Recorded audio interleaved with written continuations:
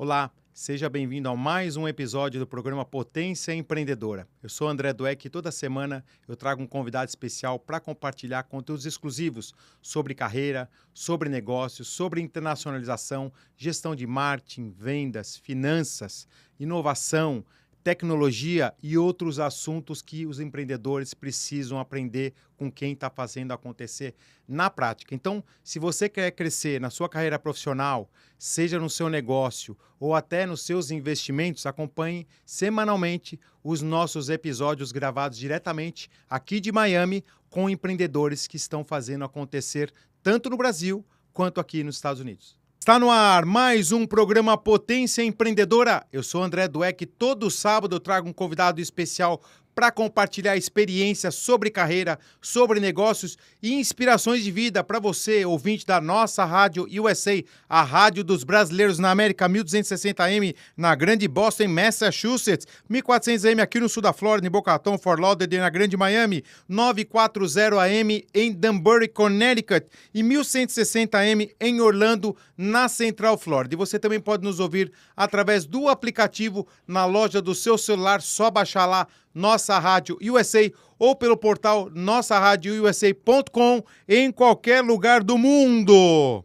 Hoje eu tenho um convidado especial, tá completando um mês de casado. Ele falou assim, pediu licença para a esposa, falou assim, eu tenho uma comemoração, vou gravar o programa Potência Empreendedora. Olha lá, ó, tá vendo aqui, acabou de voltar da lua de mel, veio gravar aqui com a gente. Tá vendo, meu ouvinte? Olha a moral que eu tô aqui, olha a moral que vocês têm aqui no programa Potência Empreendedora.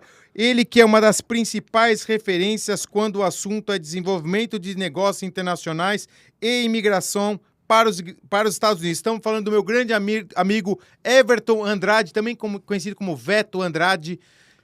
Depois a gente vai falar de futebol aqui, porque também não vamos falar de futebol, não. Não vamos falar de futebol, meu time não tá bem, o dele também não, então vamos deixar para depois. O meu é líder.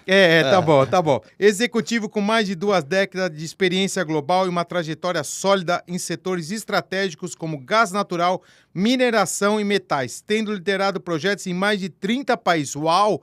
Eu falo que eu sempre trago os convidados que eu conheço, mas na hora que eu leio a bio aqui, a biografia, eu me surpreendo aqui, aprendo também muito com os nossos convidados. Everton iniciou a sua carreira como auditor financeiro em 2 das Big Four, que são aquelas grandes empresas, aquelas maiores empresas, as 4 maiores empresas de auditoria, de contabilidade e de consultoria do mundo, que foram, no caso dele, Arthur Andersen e a Deloitte. Desde então, construiu uma carreira marcada por visão estratégica, solidez técnica e atuação global. Especialista em imigração, expansão internacional, finanças, controles internos e desenvolvimento de negócios. Hoje ele está à frente da Visa Right Now, uma consultoria estilo boutique voltada a profissionais qualificados e investidores que buscam residência legal nos Estados Unidos, principalmente chineses, hein? A gente vai contar essa história aqui, viu? Porque a maioria das consultorias que você conhece, migratórias, principalmente que os brasileiros conhecem, né? São especializadas em brasileiros, em latinos.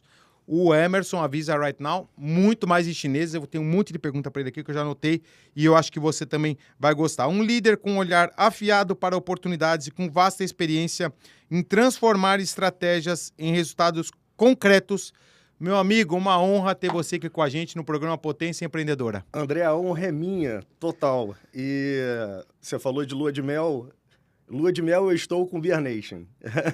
Eu diria que esses últimos 3 meses eu estou encantado em fazer parte desse grupo. É uma alegria, uma honra. Agradeço muitíssimo o teu convite de hoje. Não, muito obrigado. Eu que agradeço aqui. Eu acho que é o conceito de comunidade, né? A própria rádio, né? A nossa Rádio USA, a maior rádio dos brasileiros na América, está no dial em Boston, lá em Massachusetts, Danbury, Connecticut, e aqui na Flórida, em Orlando e Miami, e também através dos aplicativos. A gente tem uma audiência muito grande em Portugal, no Canadá, no México, nos países da América Latina e, logicamente, também no Brasil. Então, também é legal trazer esse conceito da comunidade, que é a rádio, principalmente esse programa nosso, que é um programa que pode parecer que é só de negócio, mas a gente traz muitas inspirações de vida, muito propósito, muita gente de caráter, que acho que esse é o conceito do Beer Nation. Então, eu tenho um prazer enorme, Everton. Já são mais de 70 episódios. E eu falo, né? As pessoas falam assim, pô, André, o que você está estudando hoje? Eu falo assim, gente, uma coisa é você ouvir um podcast.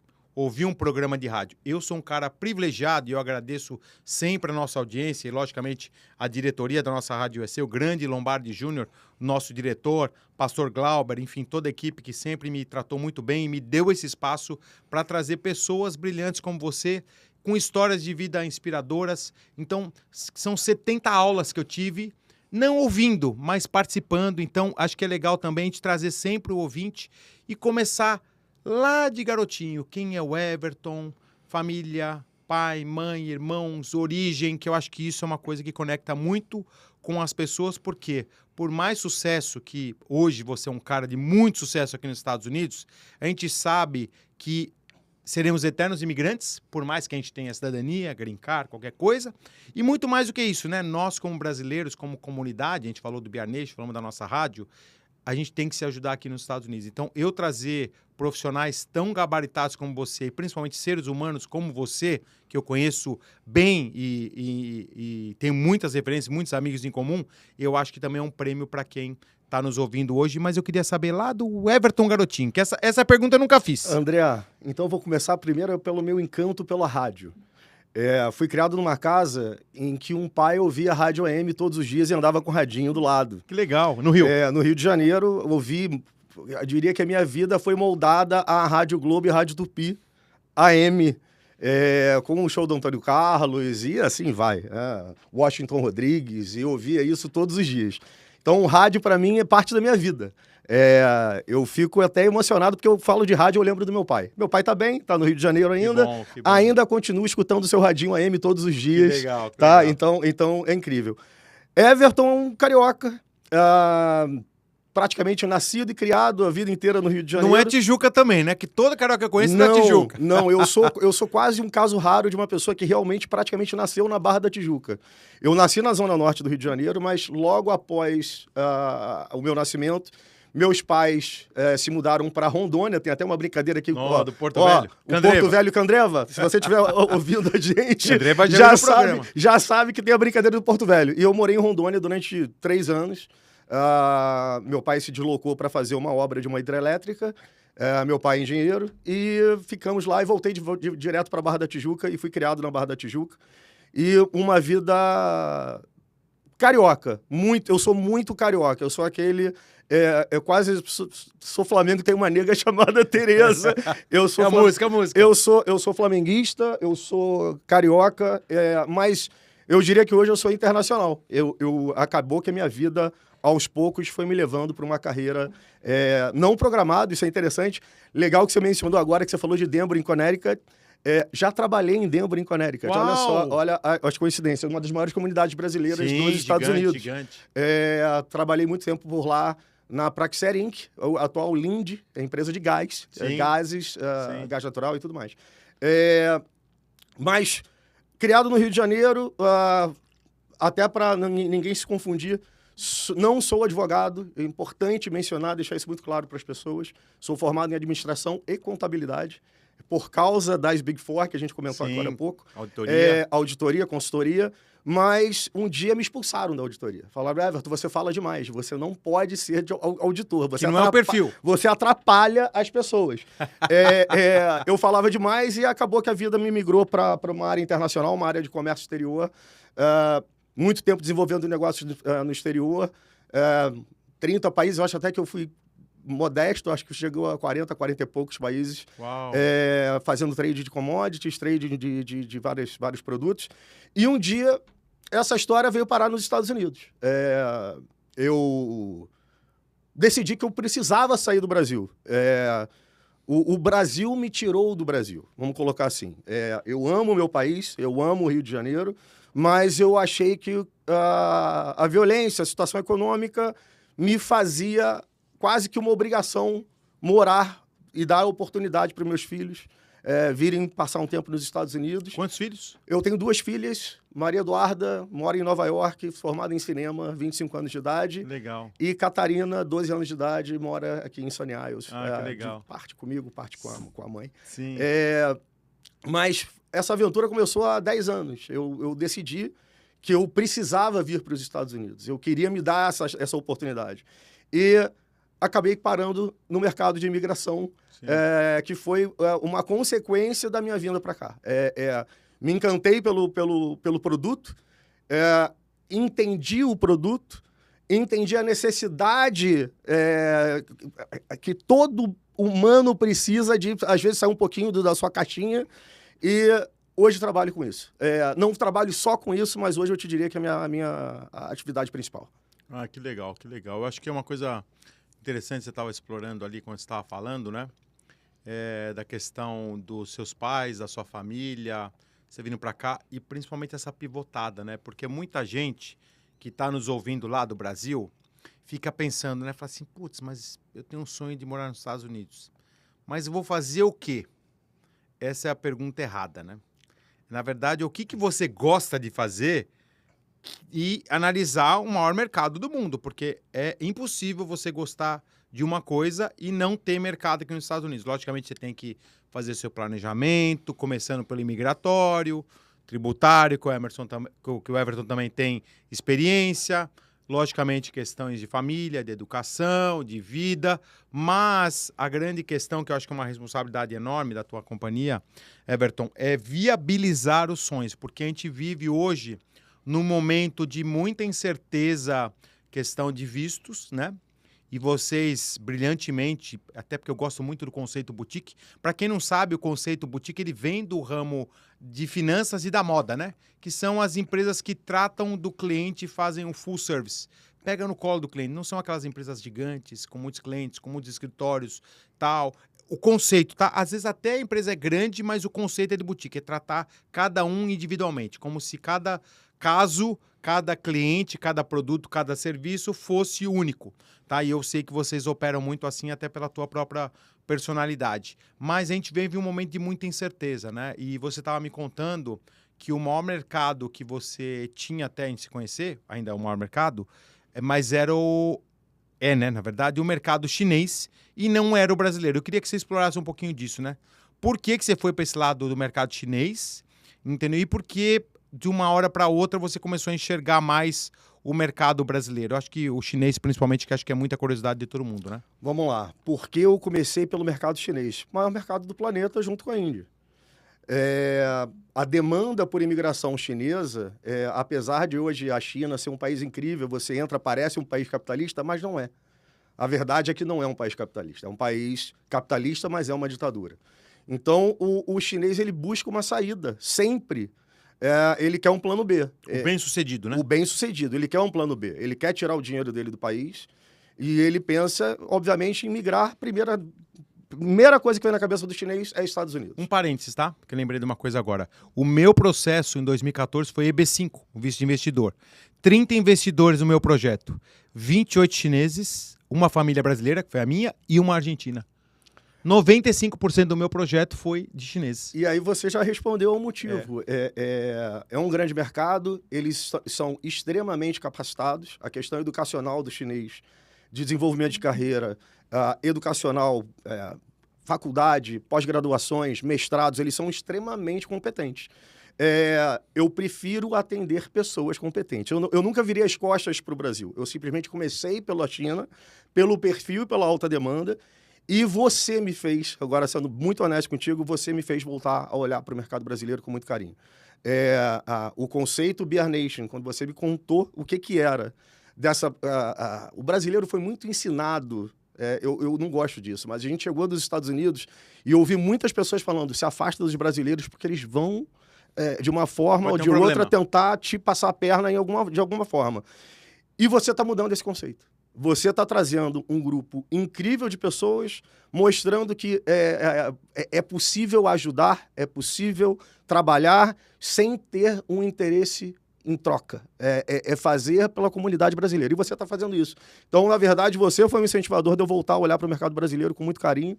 E estou muito feliz em voltar a trabalhar para o mercado brasileiro. Porque as pessoas que eu realmente tenho atendido com um carinho de boutique.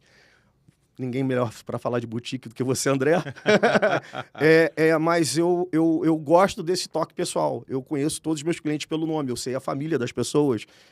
Eles vêm aos Estados Unidos, eu pego no aeroporto. É outro tipo de tratamento. Eu gosto desse contato pessoal com as pessoas. Eu me envolvo com o cliente, diria até na parte emocional, porque você acaba comprando a briga. Não, você vira um terapeuta, né? Exato. E você comentou um negócio que eu acho importante. O Brasil, e não é o Brasil, hoje a situação econômica, a situação política, eu brinco o seguinte, você não perde nada em tentar morar fora durante um tempo. Você só se enriquece. Eu brinco que se eu for de volta hoje para Barra da Tijuca, na mesma barraquinha da praia vai estar a mesma pessoa, o mesmo sorveteiro vai estar no lugar, a padaria vai estar com as mesmas pessoas. Você consegue se desconectar, passar um tempo fora. E se você não gostar, volta para o Brasil. E volta mais inteligente, mais culto, mais experiente. Olha só, tudo, no mínimo, volta um ser humano melhor. Exatamente. No mínimo, você volta com uma outra cultura. Sim. Eu dei oportunidade, como eu falei, para as minhas filhas falarem uma segunda língua, uma terceira língua. Hoje elas falam espanhol, elas falam inglês. E elas têm uma oportunidade e um mercado. Eu sempre penso em mercado. E elas têm um mercado internacional na mão. O Brasil, para elas, é mais uma opção. Brasil, Estados Unidos e outros países. Sim, não, acho que é muito legal. E essa questão da China, eu nunca tive lá, tá? Tenho muita curiosidade em ir até... Inclusive, a gente está até pensando, depois vamos conversar aqui fora do ar, de a gente montar uma experiência para os membros lá do Beer Nation e alguns amigos também que têm interesse de entender um pouco mais da cultura, né? Eu sou um cara que gosta muito de culturas, né? E quando você estava falando da questão dos brasileiros, né? Eu acho que a grande questão nossa, a gente tem que filtrar. A cultura brasileira é maravilhosa, só que você tem que filtrar a parte boa da cultura brasileira. Como tem, a cultura americana é maravilhosa e também a gente tem que filtrar a parte boa. A cultura chinesa, você acabou de falar, tem uma parte muito boa. Então, se a gente conseguir ser um hub de filtro de boas pessoas, não são bons profissionais. Nem sempre um bom profissional é uma boa pessoa. Vou dar um exemplo, um cara que eu admiro como profissional e não admiro como pessoa, que Deus o tenha, que já foi Steve Jobs. Um dos caras mais brilhantes, fundador da Apple. Se você lê os livros dele ou assistir os documentários, você vai ver que é um dos caras mais bem-sucedidos na história da humanidade e um ser humano que não era legal. Eu, André, prefiro não fazer negócio com esse tipo de pessoa. Falando eu, André. Talvez outras pessoas fariam, ou talvez elas nem checariam o passado das pessoas. Por quê? Porque eu prefiro fazer negócios com qualidade e com pessoas que eu possa me relacionar fora do dia a dia do trabalho, do contrato, do transacional, né? Então tem o transacional e o relacional. E a parte migratória acho que vem muito disso, né? Então eu queria explorar um pouquinho disso, porque você é a primeira pessoa que vem aqui nesses 70 e poucos episódios, que a gente vai falar um pouco de China, né? De cultura chinesa, que no Brasil ela não é uma cultura legal. O cara fala assim, o negócio do chinês, aquele chinesinho, não sei o que lá, ele é até discriminado. Nos Estados Unidos também é um pouco discriminado, né? Você vai nos bairros de Chinatown, normalmente é o lugar que o cara fala assim, toma cuidado lá em Chinatown, meio perigoso, o cara pode te enrolar, pode não sei o que lá. Então, eu acho que tem um pouco de preconceito, mas eu nunca fui para a China e você trabalha com um chinês bem-sucedido, por quê? Um país de 1 bi de habitantes. 1,5. 1,5 bi de habitantes. Para você se destacar, você vai ter que estudar muito, ralar muito para ser alguém dos 10%. Os 10% mais sucedidos, sempre mais sucedidos, é quase o tamanho do Brasil, né? André, foi tempo que o Xing Ling, né? Que a gente, de forma pejorativa, a gente falava, produtinho Xing Ling. Isso. Não tem mais Xing Ling. Por sinal, é impactante quando você chega em cidades, principalmente Xangai. Você chegar numa cidade, você vê a qualidade dos aeroportos, trens, transporte público, educação na cidade, limpeza urbana, você não vê sujeira, segurança. É muito triste, ao mesmo tempo, você entender que um país que estava muito atrás do Brasil há 30, 40 anos, hoje é uma potência mundial e a gente vê o desperdício que o Brasil com a qualidade das pessoas que nós temos, com um país riquíssimo em tudo que a gente pensar, em questões minerais, em clima, em questão de qualquer coisa. O Brasil é uma potência, só é mal administrado. E eu não estou aqui para falar de política, sim, mas podemos falar um pouquinho de política, sim, mas não é o ponto.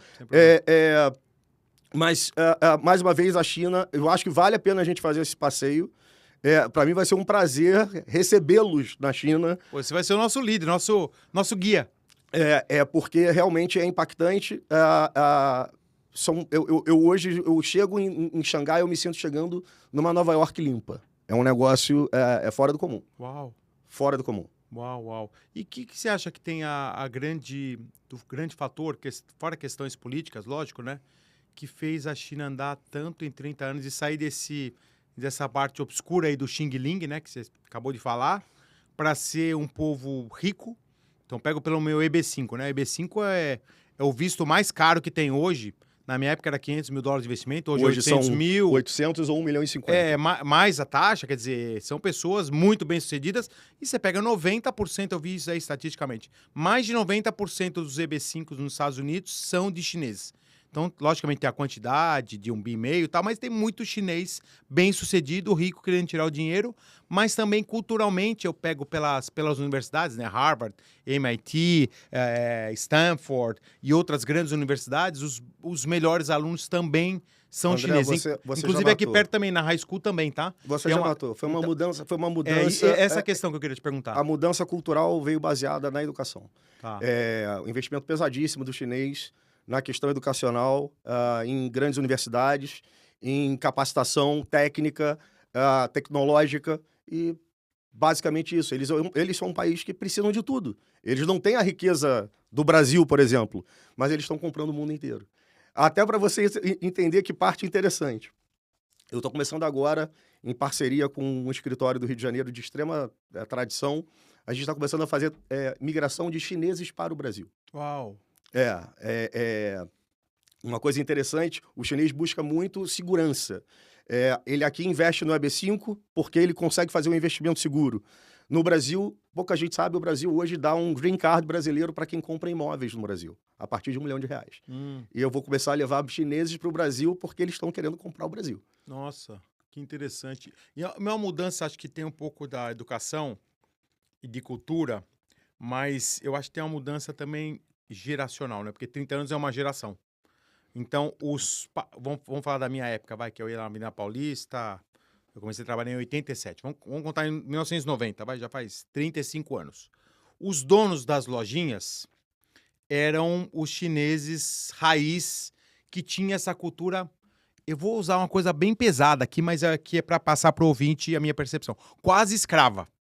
Era assim, o cara vinha, você percebia ali que era um subtrabalho, era sub-humano, parecia que o cara tinha fugido da China e falou assim, cara, não tenho nada a perder aqui, entendeu? Então o cara montava barraca na rua, ficava no sol, tomava chuva, e para ele falar assim, olha, tá melhor do que lá no meu país onde eu sou perseguido, onde tudo é injusto, onde tem ditadura e tudo. E passou uma geração, a gente vê que produtos, né, carros chineses, tecnologia chinesa, insumos, fora a questão financeira, né, que eu acho que é um país pujante hoje e rico, mas teve uma mudança de geração, porque aquele senhorzinho lá eu não posso falar 60 anos, que eu estou com quase 60, 52.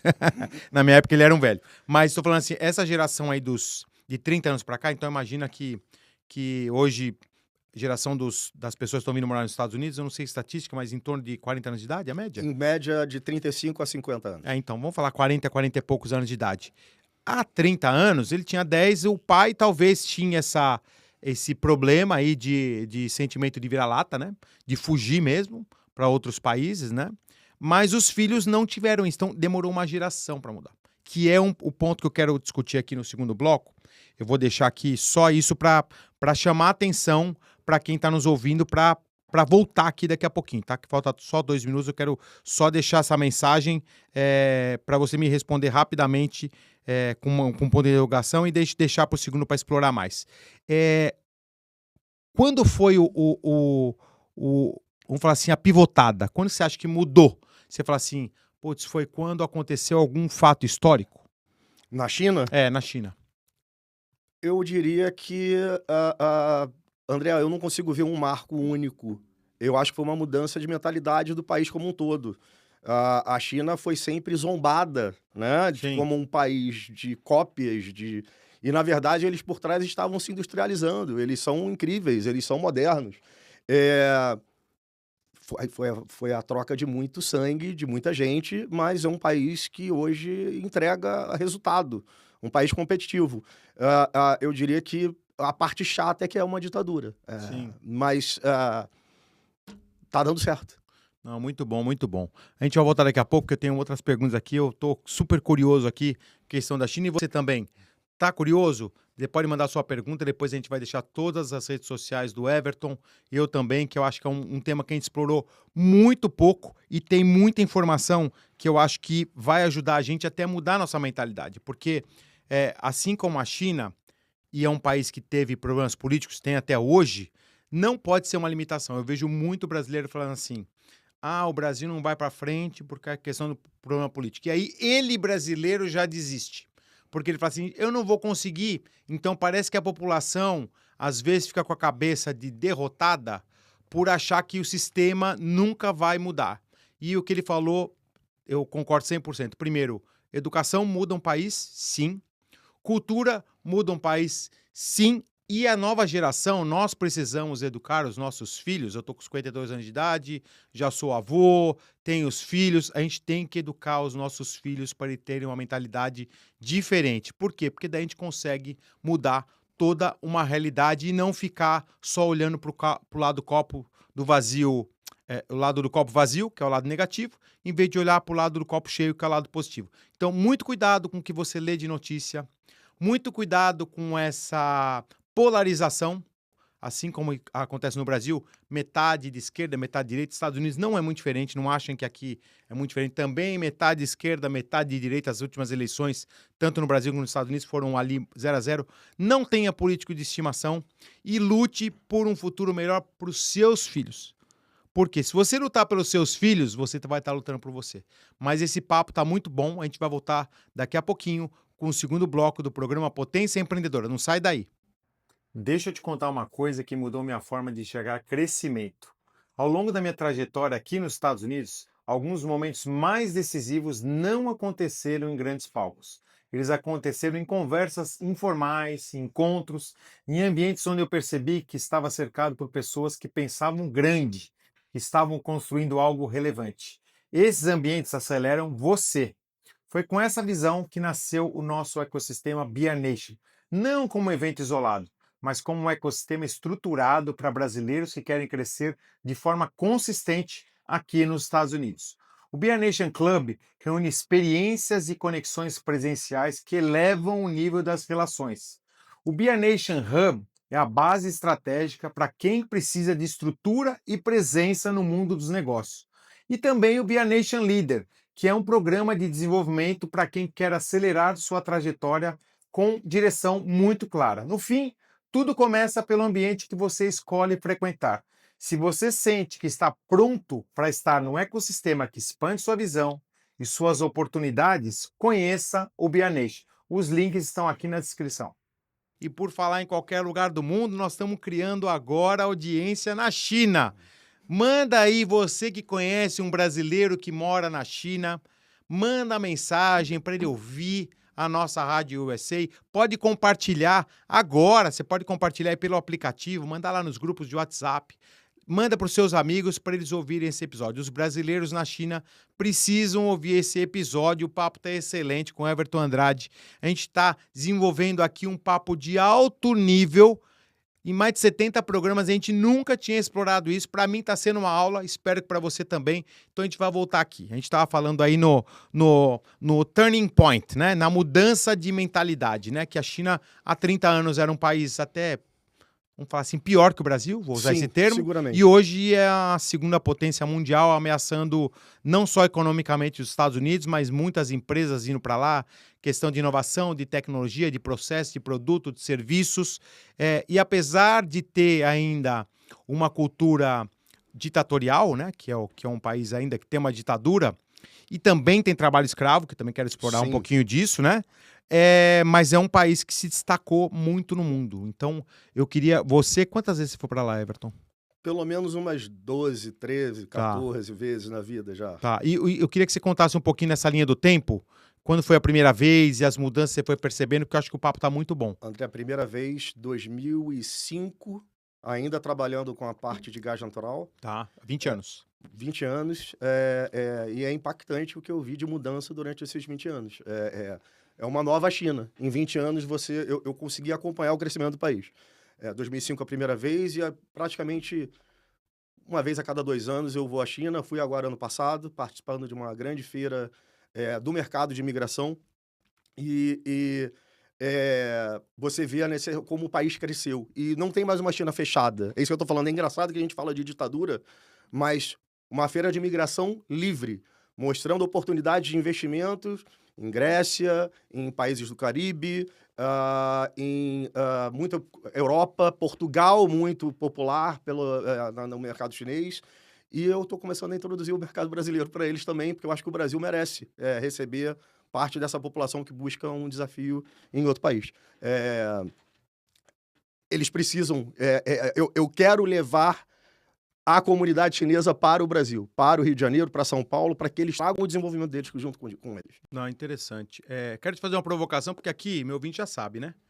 A gente não poupa aqui os nossos entrevistados, não. Eles vêm aqui achando que só vai falar da carreira, da coisa de sucesso, mas daqui eu aperto também, viu, meu ouvinte? E eu quero entender uma coisa aqui, Everton. Logicamente que eu nunca tive na China, é uma dúvida, uma curiosidade, não é uma afirmação, mas a questão do trabalho escravo vamos falar assim, o interior, o subúrbio chinês, né? A gente vê muito vídeo na internet, que logicamente tem que filtrar, porque também tem muito vídeo tendencioso, né? Mas como que eles estão resolvendo esse problema? Porque é um país de 1,5 bilhão de habitantes, André, proporcional ao problema, né? É proporcional e vou ser bem honesto contigo, eu nunca vi. Porque a gente acaba frequentando as maiores cidades. E nas maiores cidades hoje são cidades muito ocidentais.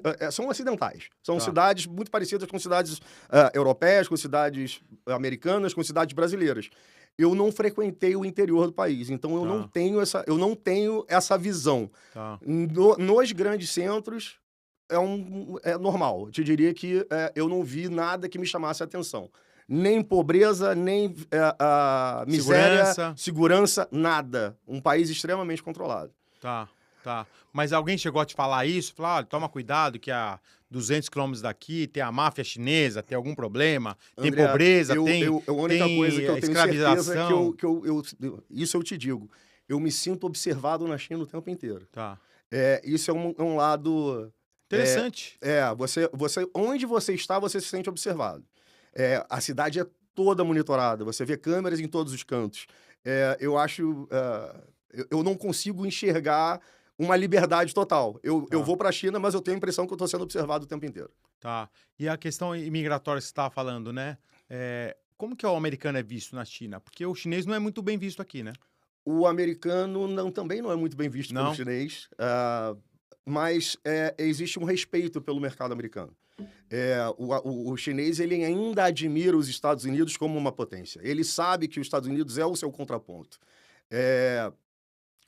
Mas a gente tem um percentual de aprovação de chineses incrível. Incrível. Aqui nos Estados Unidos? Aqui nos Estados Unidos.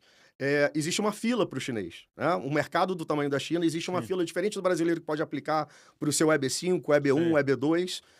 O chinês ele tem uma fila um pouquinho maior, ele tem que aguardar um tempinho, mas o percentual de aprovação chinês é muito alto. Isso é até um tema interessante, que eu analiso constantemente os números da imigração, vendo países como China, Japão, países europeus e Brasil. Hoje, infelizmente, André, a gente tem visto um percentual muito baixo de aprovação de brasileiros. Principalmente para os vistos EB1 e EB2. Está batendo aí na casa de 50% a 60%. Caramba! Enquanto na China bate 95%, 97%, 98%. Então, praticamente metade dos processos brasileiros não estão sendo aprovados? Não estão sendo aprovados, mas eu diria que não por culpa do peticionário. Eu acho que está faltando um pouquinho de responsabilidade por algumas empresas. Existem empresas sérias no mercado, obviamente. Trabalhei em empresas sérias no mercado, mas existe uma falha, diria, no crivo. Avaliação? A parte de compliance, a aceitação do cliente, entender se ele realmente tem o potencial para conseguir o visto, é algo que está sendo feito de uma maneira um pouco rasa por alguns escritórios que representam os brasileiros. E como que é isso para o chinês? Tipo assim, o chinês aplica o EB1, EB2 ou ele nem qualifica? Ele qualifica muito bem. A grande maioria dos chineses que eu represento para fazer EB1. Porque eu sempre vi muito EB1 a questão e do EB5, né? EB1 e EB5. Eu vi muito essa questão do EB5 e assim, desde que eu apliquei em 2014, eu tô falando, já faz 10 anos, não é de hoje, né? Mas eu vi que tem muita restrição, até, eu não sei se você sabe a resposta, Mas vou te dar um exemplo, vai. Aqui na Flórida tem uma legislação agora, principalmente aqui no sul da Flórida, que 5 milhas de qualquer propriedade do governo não pode um chinês comprar um real estate, um E imóvel. russo também, se eu não me engano, É, né? russo também depois da guerra, né? Exato. Tem uma moratória aí, né? Então, isso não acaba restringindo um pouco a vontade deles de morar nesse lugar. Por exemplo, tá? Eu não sei se você sabe, Miami é dos poucos lugares das grandes capitais americanas que não tem Chinatown. Existe o projeto de Chinatown que eu já vi, que seria, né, ali perto do Little Haiti, ali na grande Miami, ali um pouquinho, 15, 20 minutos de downtown, ali um pouquinho para cima de Wynwood, mas nunca saiu do papel. Sendo que Nova York tem, Washington tem, Boston, São Francisco, Los Angeles e outras grandes capitais têm. Talvez aqui na Flórida tenha uma restrição muito grande e aí acaba se falando assim, pô, por que eu vou aplicar um visto se eu não posso nem comprar um imóvel? Na verdade, é uma questão geográfica.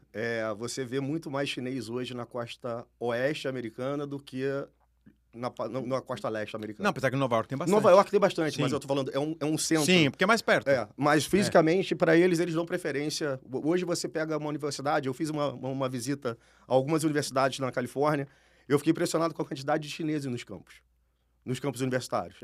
Praticamente metade das grandes faculdades americanas estão tomadas por chineses.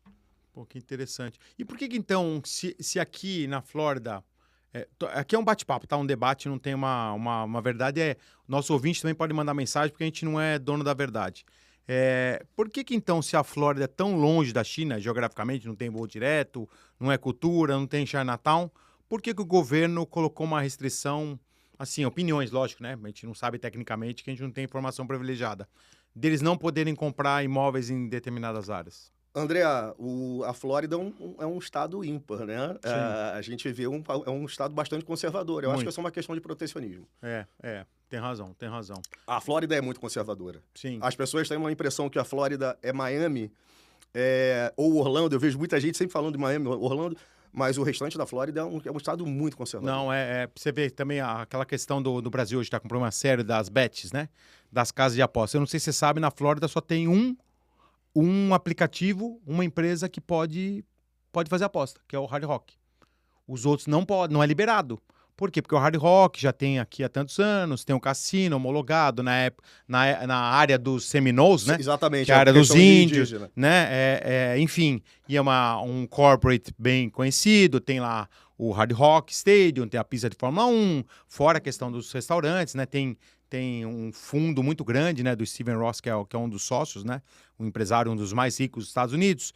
Mas você vê, eu concordo com você a questão do conservadorismo. Você pega, por exemplo, jogos de poker online. Na Flórida é bloqueado pelo IP, ele nem consegue jogar. Se você jogar vou dar o exemplo do poker, tá? Online na Flórida e você ganhar, eles não te pagam o prêmio, porque você está usando um IP de um outro estado. Tá? Diferente da Califórnia, por exemplo, que é liberado. Desculpa, em Las Vegas, que é liberado. Vegas, entendeu? Então, eu concordo com você nessa questão Eu não tinha pensado por esse prisma, porque é um estado realmente bem conservador. E aí, no estado que você mora aí, como é que é? Em Massachusetts, em Connecticut, ou outros estados americanos, mesmo que não tenha aí uma sede da nossa Rádio USA, você está nos ouvindo aí pelo aplicativo ou pelo website. Como que é a questão dos chineses aí, porque são 50 estados americanos, nós aqui não somos expertos em nenhum assunto, a gente traz amigos e pessoas experientes para compartilhar temas com vocês. Manda a mensagem para a gente. Everton, essa parte final do programa, queria explorar um pouquinho questões de futuro, que eu acho que é importante a gente falar, né? A gente falou muito de passado, da tua história, de presente, acho que a gente entrou num debate muito inteligente, né, sobre a China, até prismas que eu nunca tinha olhado, mas olhando nessa relação Brasil-Estados Unidos, que está meio esquisita, Estados Unidos-China está muito esquisita, mas o que você enxerga? Você que é o cara que está vivendo isso, ouvindo os três lados, né? Você sempre ouviu o Brasil, você tem muito cliente lá, e tem família, cultura, Estados Unidos aqui, tuas filhas morando aqui, estudando aqui, você morando aqui, e China, que você também tem muita relação. O que você enxerga de futuro nas questões sociopolítico-econômicas? André, eu estou muito preocupado com a situação brasileira. Se você pegar o governo desde 2000, a gente está praticamente com o PT há 25 anos no poder, eu não estou aqui para defender esquerda ou direita, eu só acho que quando você fica muito tempo na mão de uma... Eu adoro o americano porque normalmente você tem um revezamento de poder aqui. Você vê democratas e republicanos quase que num revezamento a cada 8 anos. E no Brasil eu não estou vendo, enxergando esse revezamento. Não estou aqui para defender bolsonarista, não estou aqui para defender ninguém, eu só acho inteligente quando você tem um revezamento de poder. E quem diria que um país que está flertando há anos com China, com Rússia, com Irã, né? Falando agora em moeda própria dos BRICS, obviamente estão cutucando o país errado. Eu acho que o Brasil tinha que dar mais as mãos e abraçar os Estados Unidos. Não entrar nessa briga, né? Exatamente. Não precisa, né? Não precisa. A gente está entrando numa briga que a gente só tem a perder. O Brasil, hoje, ele virou as costas para os Estados Unidos, o que eu acho errado. Mas isso provoca, brincando um pouquinho, isso provoca mais imigração. Eu tenho tido uma demanda muito grande nos últimos dias de pessoas, de brasileiros... Preocupados, entendendo, olha só, eu preciso começar o meu projeto. Eu trabalho muito forte com o pessoal da Polícia Civil do Rio de Janeiro. Ah, é? Eu tenho uma parceria muito grande. Obrigado, pessoal da Polícia do Rio de Janeiro, são incríveis. E eu vejo os policiais preocupados com o país. Caramba. Planejando a saída do país com medo do que pode acontecer. Não por questões de segurança? Por questões de segurança também. Também? Também. Tá, porque o policial do Rio de Janeiro, para mim, é herói, né? Eles são heróis. Para viver ali. São Paulo também não está muito diferente, mas no Rio, pelo que eu acompanho, sempre tenho muitos amigos no Rio, minha sócia, enfim. E talvez aí seja um pouquinho mais concentrado. Mas aí, falando de uma maneira mais geral, de informação que você tem, você não enxerga uma mudança futura, alguma luz no fim do túnel? Eu tô esperando... Ou qual caminho você acha que seria o ideal? André, eu escuto do meu pai, que tem 75 anos de idade, ele está buscando essa mudança desde que ele nasceu. A gente está sempre esperando que o Brasil vai ser o país do futuro, e parece que essa hora não chega. Eu não vou perder as esperanças, continuo sendo brasileiro, amo o meu país, nunca vou virar as costas para o Brasil, mas eu estou achando que a virada de jogo está demorando demais no Brasil. Sei. Mais uma vez, na minha opinião, por causa de uma repetição de governos. Mais uma vez, não tenho nada contra nenhum governo, eu só acho que você ficar 25 anos com os mesmos governantes não dá certo. Tem uma razão. E também, se a gente for analisar, né, 25 anos é praticamente uma geração, né? Então, que a gente está falando de 30 lá da China, daria para ter já melhorado, né? Então, você pega, por exemplo, mercados emergentes, né? O Brasil... andou muito bem em alguns anos e depois devolveu tudo que andou em outros anos. Por quê? Porque a gente se compara com a Argentina. Fala, pô, tá vendo a Argentina lá? Os caras estão quebrados. Olha lá, agora, ó, olha a Bolívia. Olha o que aconteceu com a Bolívia. Olha o que aconteceu com a Venezuela. A gente se compara por baixo. Eu não sei se você tem essa sensação, tá? A gente se compara por baixo e fala assim, não, nós estamos bem. André, dá uma olhada na Argentina lá, o peso era 1 em 1999 e hoje tá 1.000. O dólar tá só 6, tá só 5. André, outro país incrível, que é outro exemplo para a gente que a gente deveria seguir, que eu também já fui, Coreia. Incrível. A South Korea. Coreia do Sul. Coreia do Sul. Sim. Então, é outro lugar que entrou em desenvolvimento. Quando você vai à Coreia, você tem outro impacto positivo. País que investiu em educação. A gente tem que investir em educação. E também tinha o mesmo preconceito, né? Do produto coreano. A mesma coisa. E acontecer. Aqui nos Estados Unidos tem mais também na costa oeste, também, né? Muito coreano. Isso eu percebo bastante. Mas eu acho que o coreano está num patamar um pouco diferente, né? Que esse patamar, se a gente for analisar até, vamos falar, 35 anos atrás, um pouquinho antes da China, era dos japoneses, né? O japonês era a segunda potência mundial, era o país respeitado, pós-guerra, a reconstrução que eles fizeram, eram respeitados. Assim, eu nunca vi ninguém desrespeitar um japonês no Brasil. De falar assim, pejorativo. Falar assim, aquele negócio japonês lá, não. O cara fala assim, pô, japonês, tecnologia. Pô, japonês são os caras sérios. Pô, japonês cuidam da saúde. Pô, sabedoria milenar.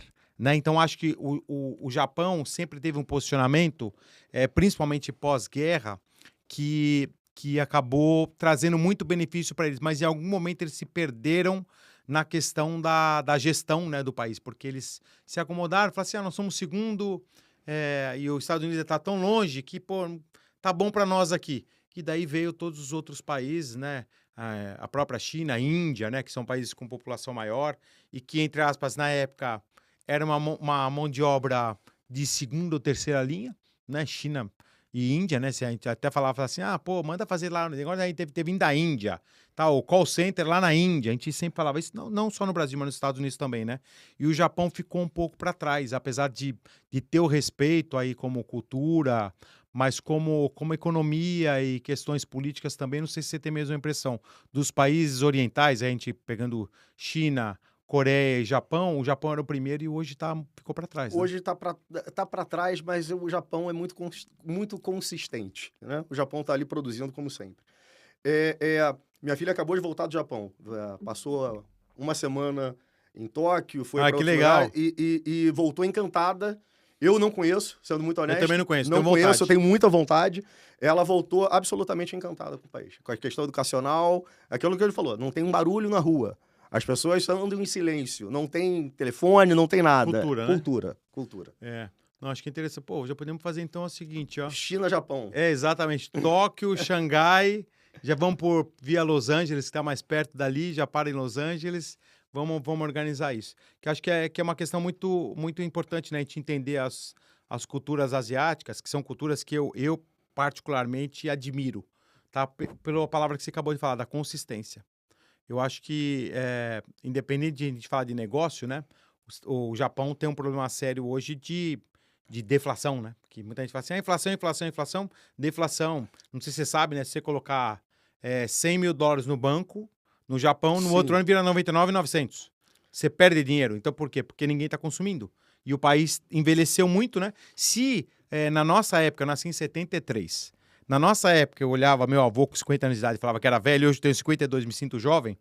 E os japoneses, a gente já falava naquela época, não, o japonês vive até 70 anos, 80, que era um absurdo, né? Então, hoje, se a população já está vivendo a 70, 80, normal, não é mais... E ativos, né? Então, tem muita gente ativa. Imagina o japonês que está vivendo mais de 100 anos, né? E acho que talvez eles não se prepararam para essa longevidade, né? André, o mais legal da cultura, para mim, da cultura oriental, de uma forma geral, é a disciplina. Eles não param.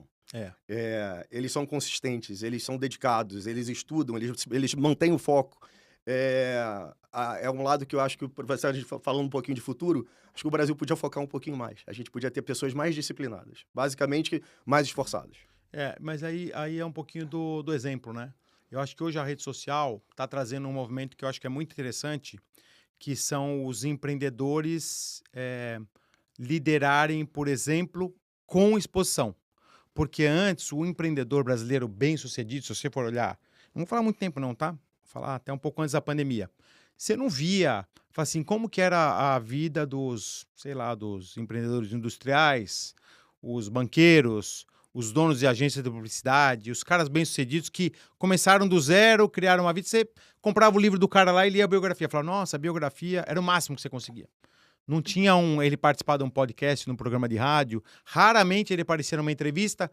Normalmente, quando era que ele tinha feito algum feito, comprou uma empresa, fez uma fusão, lançou um projeto. Não tinha nada falando da carreira dessas pessoas, né? E hoje eu vejo cada vez mais, não sei se você tem a mesma impressão, que essas pessoas, principalmente no LinkedIn, né, que é uma ferramenta que eu uso bastante, e eu gosto ali porque apesar de você ver que tem algumas agências dando o suporte, mas você vê alguns empreendedores muito grandes querendo liderar, por exemplo, que antes não acontecia isso. Então, vou dar um exemplo para você, tá? Então, pega, por exemplo, Bill Gates, é um cara que eu admiro, mas ele está tão longe da minha realidade, não é financeira, tá? É de você falar assim, pô, é difícil você encontrar, deve ter, sei lá, 50 vídeos do Bill Gates no mundo, olhe lá, tem um filme, 2, 3, é muito pouco pela figura que é o Bill Gates, por tudo que ele construiu nessa revolução tecnológica, né? Inclusive, a gente vai ter nosso mestre Salib aqui, que eu vou explorar esse tema com ele, né? Mas eu não vejo uma conexão de falar assim, putz, cara, o Bill Gates, bato palma, acho legal pra caramba, mas não tá na minha realidade. Eu não sei se você tem essa percepção de que o bom brasileiro, o cara bem-sucedido, e aí não é rico, pobre, dono de empresa, não importa, mas o bom brasileiro, ele não deveria se expor mais ou querer ajudar mais as pessoas? Eu acho que é um pouco de cultura americana, né? Da generosidade, de querer dar o exemplo para ajudar a próxima geração. André, sendo bastante honesto contigo, eu vejo isso acontecendo no teu grupo. A gente está falando de futuro. Eu acho que todo mundo tinha que ter a oportunidade de conhecer o BR Nation, entender o que você faz e entender como você abraça essa comunidade brasileira, que você falou, liderar por exemplo, você dá exemplo para as pessoas, você tem um time à sua volta incrível. Os maiores Obrigado. empresários brasileiros hoje estão ao seu lado, e eu tenho muito orgulho de poder fazer um pedacinho disso, fazer parte disso. Não é pedacinho não, por isso que eu trago aqui todas as pessoas que participam do nosso ecossistema, né? Eu poderia pensar só como empresário, por isso que eu acho que tem um pouco de diferença. Na verdade, não é nem pouco, é uma diferença muito grande entre empresário e empreendedor, né? Que pouca gente entende. O empresário podia falar assim, pô, legal, bacana, eu tenho aqui um ecossistema, tenho empresários bem-sucedidos, tenho um clube de negócios, tenho um hub, tem as plataformas, tem os eventos, enfim, é uma empresa. Mas eu olho como empreendedor. Como Você empreendedor, é um empreendedor nato. o que eu posso fazer para ajudar a comunidade que esses empreendedores estão lá? Por exemplo, tendo um programa de rádio como esse, que é um programa da minha parte sem fins lucrativos. Eu venho aqui, dou o meu tempo justamente para o ouvinte ter acesso às pessoas que eu tenho. Minha mãe falava muito isso, né? Antes dela falecer há 5 anos, que Deus a tenha, mas o legado ficou. Quando ela pediu para eu escrever meu livro, e o programa veio depois disso, tanto que não à toa, o nome do livro é o nome do programa. Ela falou assim, não deixe com que a sua vida, a sua experiência fique numa mesa de jantar, num churrasco com os amigos. Compartilhe isso com mais pessoas. E aí ela pediu o livro. Mas do livro, já me veio outro e falou assim, tudo bem, mas e a pessoa que não compra o livro? Que não tem acesso a comprar o livro ou que não gosta de ler, não tem tempo para ler? Então, o programa, entendeu? Se for pensar bem, ele é compartilhamento de experiências, que é um pouco do livro. O livro não tem lá muita regra, é um livro simples, leitura fácil, de experiência que eu tive em 30 cargos que eu tive, 10 setores, 2 países, conhecendo pessoas como você e outros momentos de vida que eu tive com outras empresas, eu como empregado, como garoto, como executivo, como empreendedor, como empresário, como investidor, hoje como comunicador também, né, que eu me sinto na obrigação de ajudar a comunidade.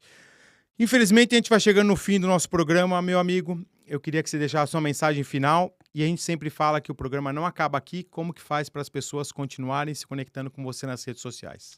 André, obrigado, primeiramente. Meu Instagram é Veto Andrade. Você falou que todo mundo me conhece como Veto. Do meu escritório é a Visa Right Now, @Visa Right Now. E quem puder entrar em contato contigo, quiser falar comigo, você tem meu telefone, pode à vontade passar para todo mundo. É um prazer estar aqui. Eu queria agradecer muitíssimo esse convite. Desculpe que fiquei de verdade, você me intimida, fiquei nervoso hoje, ainda estou nervoso desde o início. Assim que é bom, mas eu frio na barriga. Feliz, um frio na barriga enorme, eu vim no carro pensando como é que ia ser esse bate-papo. Espero ter entregue alguma coisa importante, alguma coisa legal para vocês. Foi muito bom, obrigado aí por compartilhar tanta coisa nova, eu sempre aprendo e compartilho isso com o nosso ouvinte. Espero que você também tenha gostado desse episódio do programa Potência Empreendedora. Entre em contato com o Everton, tem muita coisa boa. E o compromisso, hein? Vamos fazer uma expedição China e Japão. Gente, tá registrado aqui, ó. Se daqui um ano não acontecer, vocês mandem lá, bombardeia ele lá de mensagem. Fala, e aí?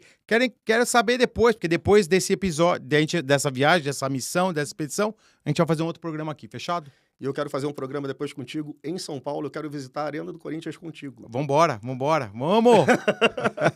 Pelo menos vou ter uma alegria. Obrigado demais, gente. Espero que vocês tenham gostado. Um bom final de semana a todos e um grande abraço.